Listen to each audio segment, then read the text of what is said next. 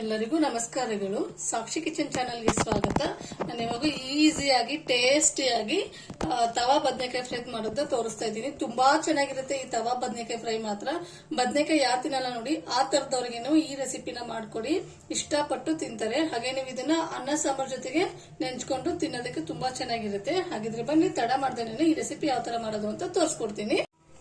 ಇವಾಗ ಈ ಬ್ರಿಂಜಾಲ್ ತವಾ ಫ್ರೈ ಮಾಡೋದಕ್ಕೆ ನಾನಿಲ್ಲಿ ಬದನೆಕಾಯಿನ ಈ ತರ ರೌಂಡ್ ಶೇಪ್ ಅಲ್ಲಿ ಕಟ್ ಮಾಡಿ ತಗೊಂಡಿದ್ದೀನಿ. ಸ್ವಲ್ಪ ದೊಡ್ಡದು ಬರುತ್ತಲ್ಲ ಬದನೆಕಾಯಿ, ಆ ತರ ಬದನೆಕಾಯಿನ ತಗೊಳ್ಳಿ. ಇದಕ್ಕೆ ಇವಾಗ ಮಸಾಲೆ ರೆಡಿ ಮಾಡ್ಕೋಬೇಕಲ್ಲ.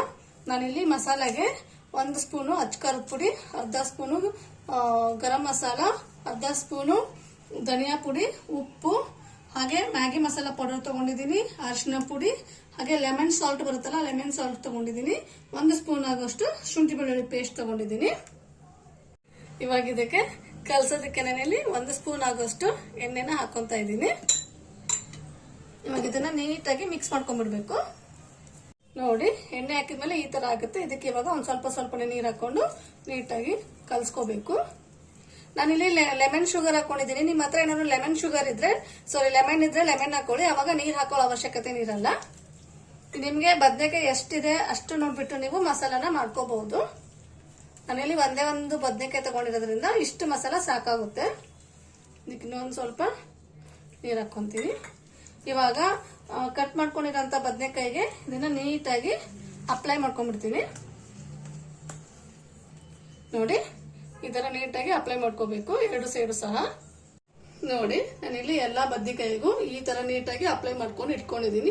ನಾನು ಇದನ್ನ ಇವಾಗ್ಲೇನೆ ಮಾಡಲ್ಲ, ಇನ್ನೇನು ಊಟಕ್ಕೆ ಕೂತ್ಕೊಂತೀವಲ್ಲ ಆ ಟೈಮಲ್ಲಿ ಇದನ್ನ ರೆಡಿ ಮಾಡೋದಕ್ಕೆ ಸರಿ ಹೋಗುತ್ತೆ. ಇದು ಪೂರ್ತಿಯಾಗಿ ಹಾಕಿರೋ ಅಂತ ಮಸಾಲ ಎಲ್ಲ ಬದ್ನೆಕಾಯಿ ಇಟ್ಕೋಬೇಕು. ಅವಾಗ್ಲೇನೆ ನಾವು ತವಾ ಫ್ರೈ ಮಾಡ್ತೀವಲ್ಲ ತಿನ್ನೋದಕ್ಕೆ ತುಂಬಾ ಚೆನ್ನಾಗಿರುತ್ತೆ. ನಾನು ಇದನ್ನ ಇವಾಗ ಒಂದ್ ಅರ್ಧ ಗಂಟೆ ಮೇಲ್ಗಡೆ ಕ್ಲೋಸ್ ಮಾಡ್ಬಿಟ್ಟು ಒಂದ್ ಅರ್ಧ ಗಂಟೆ ಬಿಟ್ಬಿಡ್ತೀನಿ. ನೋಡಿ, ಇಲ್ಲಿ ಇವಾಗ ನಾನು ಒಂದ್ ಅರ್ಧ ಗಂಟೆ ಆದ್ಮೇಲೆ ನಿಮಗೆ ಮತ್ತೆ ತೋರಿಸ್ತಾ ಇದ್ದೀನಿ. ಈ ತರ ನೀಟಾಗಿ ನೆನ್ಕೊಂಡಿದೆ, ಉಪ್ಪು ಹುಳಿ ಖಾರ ಎಲ್ಲ ಕರೆಕ್ಟ್ ಆಗಿ ಹಿಡ್ಕೊಂಡಿರುತ್ತೆ ಈ ಟೈಮಲ್ಲಿ. ಇವಾಗ ನಾನು ಇದಕ್ಕೆ ರವಾ ಹಾಕ್ತಾ ಇಲ್ಲ. ಇವತ್ತು ಈ ಕಾರ್ನ್ ಫ್ಲಾಕ್ಸ್ ಬರುತ್ತಲ್ಲ ಅದನ್ನ ಡೀಪ್ ಫ್ರೈ ಮಾಡ್ಕೊಂಡು ಈ ತರ ಪೌಡರ್ ಮಾಡಿ ತಗೊಂಡಿದ್ದೀನಿ. ಇದ್ರೊಳಗೆ ಡಿಪ್ ಮಾಡಿ ಇದನ್ನ ತವಾ ಫ್ರೈ ಮಾಡ್ತೀನಿ. ಒಂದೊಂದಾಗಿ ಇದಕ್ಕೆ ನೀಟಾಗಿ ಈ ತರ ಡಿಪ್ ಮಾಡ್ಕೋಬೇಕು. ನೋಡಿ, ನಾನಿಲ್ಲಿ ಈ ತರ ಎಲ್ಲಾನು ರೆಡಿ ಮಾಡಿ ಇಟ್ಕೊಂತ ಇದ್ದೀನಿ. ಇದು ಇವಾಗ ರೆಡಿ ಆಗಿದೆ ಅಲ್ಲ, ರೆಡಿ ಆಗಿರೋದನ್ನ ತವಾ ಫ್ರೈ ಮಾಡ್ಕೊಂಡ್ಬಿಡೋಣ. ನೋಡಿ, ಇವಾಗ ನಾನು ತವಾನು ಸಹ ಬಿಸಿಗೆ ಇಟ್ಕೊಂಡಿದ್ದೀನಿ. ತವಾಗ ಇಲ್ಲಿ 1-2 ಸ್ಪೂನ್ ಆಗೋಷ್ಟು ಎಣ್ಣೆನ ಹಾಕೊಂಡಿದ್ದೀನಿ. ನಮಗೆ ತವಾ ಫ್ರೈ ಮಾಡೋದಕ್ಕೆ ಎಷ್ಟು ಬೇಕೋ ಅಷ್ಟು ನೋಡಿ, 1-2-3 ಸ್ಪೂನ್ ಆದ್ರೆ ಸಾಕಾಗುತ್ತೆ. ಇವಾಗ ಇದನ್ನ ಒಂದೊಂದಾಗಿ ಇಟ್ಕೊಂತ ಇದ್ದೀನಿ. ತುಂಬಾ ಚೆನ್ನಾಗಿ ಸೈಡ್ ಡಿಶ್ ಸಖತ್ತಾಗಿರುತ್ತೆ ಇದು ಮಾತ್ರ ಅನ್ನ ಸಾಂಬಾರ್ ಜೊತೆಗೆ. ನೋಡಿ, ಈ ತರ ಇದನ್ನ ಫ್ರೈ ಮಾಡ್ಕೋಬೇಕು. ನೋಡಿ, ಇದು ಇವಾಗ ಒಂದ್ ಸೈಡ್ ಫ್ರೈ ಆಗಿದೆ. ನಾನು ಇದನ್ನ ಟರ್ನ್ ಮಾಡ್ಕೊಂತ ಇದ್ದೀನಿ. ನಿಮ್ಗೆ ಏನಾದ್ರು ಮೊಟ್ಟೆ ತಿಂತೀವಿ ಅಂದ್ರೆ ನೀವು ಮೊಟ್ಟೆಯಲ್ಲೂ ಸಹ ಟಿಪ್ ಮಾಡಿ ಈ ತರ ಮೇಲ್ಗಡೆ ಕಾಂಪ್ಲೆಕ್ಸ್ ಹಾಕಿ ತುಂಬಾ ಚೆನ್ನಾಗಿ ಇಟ್ಕೊಂಡಿರುತ್ತೆ. ಅವಾಗ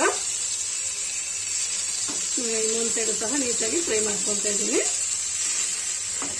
ರವಾ ಹಾಕೋದಕ್ಕಿಂತ ಈ ತರ ಕಾಂಪ್ಲೆಕ್ಸ್ ಹಾಕಿ ನೀವು ಮಾಡಿದ್ರೆ ಮೇಲ್ಗಡೆ ಕ್ರಿಸ್ಪಿ ಆಗಿರುತ್ತೆ, ತಿನ್ನೋದಕ್ಕೆ ತುಂಬಾ ಚೆನ್ನಾಗಿರುತ್ತೆ.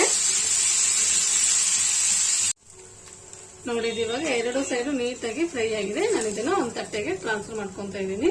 ನಾನು ಇವತ್ತು ಟೊಮೆಟೊ ಸಾಂಬಾರು ಹಾಗೆ ರೈಸ್ ಜೊತೆಗೆ ಸರ್ವ್ ಮಾಡ್ತಾ ಇದ್ದೀನಿ. ತುಂಬಾ ಅನ್ನ ಸಾಂಬಾರ್ ಜೊತೆ ಮಾತ್ರ ತುಂಬಾ ಚೆನ್ನಾಗಿರುತ್ತೆ ಇದು ಮಾತ್ರ. ನೀವು ಇದನ್ನ ಇಲ್ಲಾಂದ್ರೆ ಸಂಜೆ ಟೈಮಲ್ಲಿ ಟೀ ಜೊತೆಗೂ ಸಹ ಮಾಡ್ಕೊಂಡು ತಿನ್ಬಹುದು. ಇದೇ ತರ ನಾನು ಮಿಕ್ಕಿರೋ ಬದನೆಕಾಯಿ ಎಲ್ಲಾನು ಫ್ರೈ ಮಾಡ್ಕೊಂಡು ತಗೊಂಡ್ಬಂದ್ಬಿಡ್ತೀನಿ. ನೋಡಿ, ನಾನು ಇಲ್ಲಿ ಇವಾಗ ಬದನೆಕಾಯಿನ ನಮ್ಗೆ ಯಾವಾಗ ಊಟಕ್ಕೆ ಎಷ್ಟು ಬೇಕೋ ಅಷ್ಟು ಫ್ರೈನ ಮಾಡ್ಕೊಂಡು ತಗೊಂಡ್ಬಂದಿದ್ದೀನಿ. ಇನ್ ಮಿಕ್ಕಿರೋನ ಮತ್ತೆ ನಮ್ಗೆ ಯಾವಾಗ ಬೇಕೋ ಅವಾಗ ಫ್ರೈ ಮಾಡ್ಕೊಳ್ಳೋದಕ್ಕೆ ಸರಿ ಹೋಗುತ್ತೆ.